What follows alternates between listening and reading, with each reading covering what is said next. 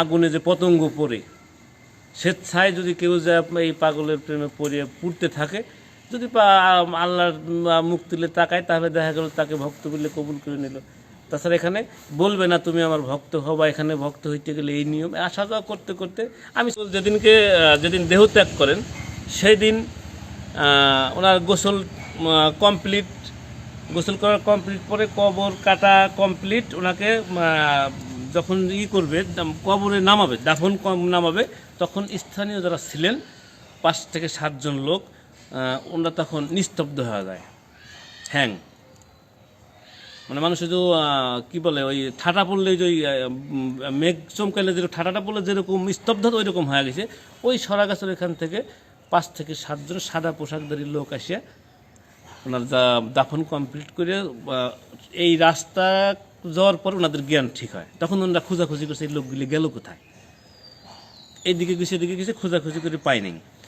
তারপরের দিন ওনাকে দেখা গেছে উড়ে কাদা ওই নদী পার হয়েছে, নদী মাঝে বলছে যে জামাই পাগল যে মরে গেছে, এটা আমি বিশ্বাস করি না।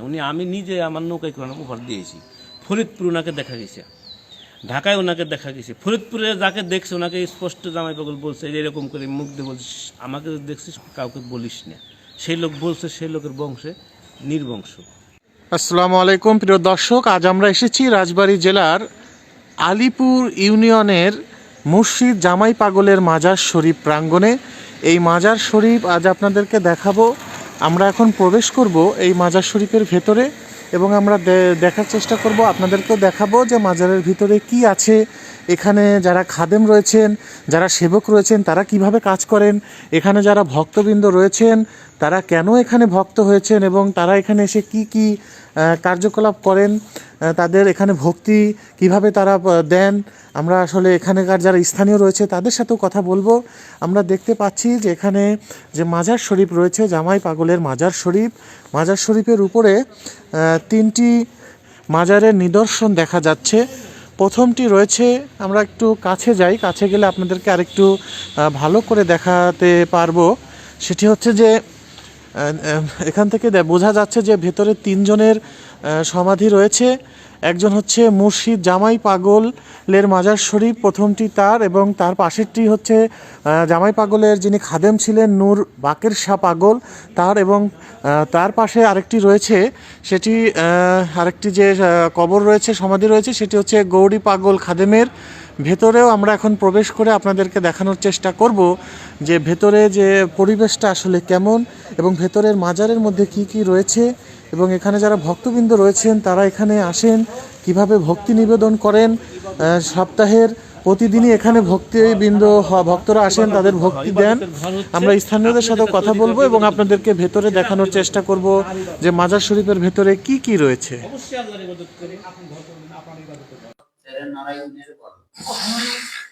চিরসত্য মহাসত্য নারায়ণ সত্য। আজকে আমরা এসেছি উপমহাদেশের খ্যাতনামা অন্যতম আলিয়ে কামেল মুর্শিদে জামাই পাগল যিনি রয়েছেন, আধ্যাত্মিক মহান জ্ঞান সাধক বাবা মুর্শিদ জামাই পাগলের পবিত্র মাজার শরীফ। এখানে বাৎসরিক ওরস হয় 15ই ফাল্গুন। এটি জামাই পাগলের কবর, তিনি এখানে চিরনিদ্রায় শায়িত রয়েছেন। আপনাদেরকে আমি দেখাতে চেষ্টা করছি, এটি জামাই পাগলের কবর, তিনি এখানে চিরনিদ্রায় শায়িত রয়েছেন। এর পাশেই রয়েছেন তার একজন ভক্ত বৃন্দের কবর। এখানে একটি কাগজে লেখা রয়েছে, ভাবছো বসে চলবে কিসে, ভাববার তুমি কে, যার ভাবনা তিনি ভাবছেন তুমি ভাবো তাকে। জামাই পাগলের এই কবরের পাশেই রয়েছেন তার একজন ভক্ত, সেই ভক্তের কবর, তিনি হচ্ছেন বাবা নূর বাকের শাহ। তার পাশেই রয়েছেন জামাই পাগলের আরেকজন ভক্ত গৌরী পাগলি খাদেম, জামাই পাগলের মাজারে তিনিও সমাহিত রয়েছেন। একজন ভক্ত এখানে এসে ভক্তি প্রদান করছে, আমরা আপনাদেরকে দেখানোর চেষ্টা করছি।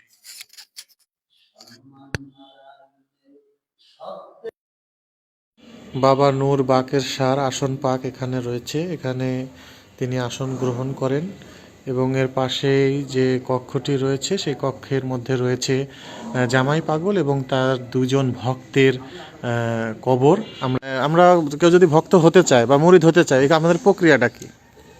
এখানে নির্দিষ্ট কোনো প্রক্রিয়া নেই। এখানে পাগলদের যেটা ভাষা ছিল যে যদি জিজ্ঞেস করে বাবা আমি তো তোমার কাছে আসতে চাই, তোমার কাছে সময় দিতে চাই, বাবা তুমি আসা যাওয়া করতে থাকো। এখানে কোনো সবক দেবে না, কোনো কথা বলবে না, আসা যাওয়া করতে করতে শিখতে হবে।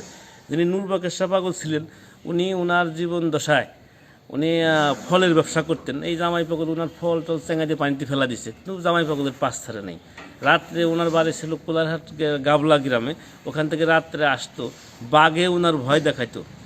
উনি ওই নূর বাকের শাহ পাগল আগাইতো, বাঘও পাইছিত। এরকম পাইতে পাইতে জামাই পাগল ওই মনসার বর্তলা বসে আসতে বলতো জামাই পাগল কিরি বাঘ টাক, অর্থাৎ এই পাগল ওনাকে ভয় দেখাইতো। তারপরেও ওই নূর বাকের শাহ পাগল এখানে আসতো। অনেক পরিত্যাগ তিতিক্ষার বিনিময়ে এখানকার মানে যারা হয়েছে তারা খুব অনেক ত্যাগ তিতিক্ষার বিনিময়ে। গৌরী পাগল উনি 1.5 মাসের বাচ্চা রেখে বাড়ি থেকেই মাজারের উদ্দেশ্যে চলে এসেছে, জীবনে আর কোনোদিন বাড়ি ফিরে যায় নাই। 1.5 মাসে আর ওনার এখানে উঠতেও দেয় নাই। উনি পাবনা এক গোরস্থানে কাটাইছে 3-4 বছর। ঝিনাইদহ কুইসে নামে একটা জায়গা আছে, ওই জায়গা কাটাইছে উনি 12 বছর। 12 বছর পরে এখানকার যে নূর বাকের শাহ পাগল ওনাকে যা নিয়ে আইছে, তারপর নিয়ে আসার পরেও আবার উঠতে দেয়নি, আইসে মাজারের বাইরে 1-1.5 বছর কাটাইছে। যা হয়তো কে বাচ্চা কাচ্চা হইলো না, হয়তো একটা খাসি মানুষে করলো যে আল্লাহ যদি আমার একটা বাচ্চা দেয় তাহলে আমি একটা খাসি দেবো। দিক থেকে প্রেমের টানে ভালোবাসার টানেই আসে। তাছাড়া আর এখানে ওই শুক্রবারে তোবারক টোবারক খাওয়ায়, এই বিভিন্ন দিক থেকে মেয়ে ছেলে পুরুষ সবাই, সাধু সন্ন্যাসী অনেকেই আসে।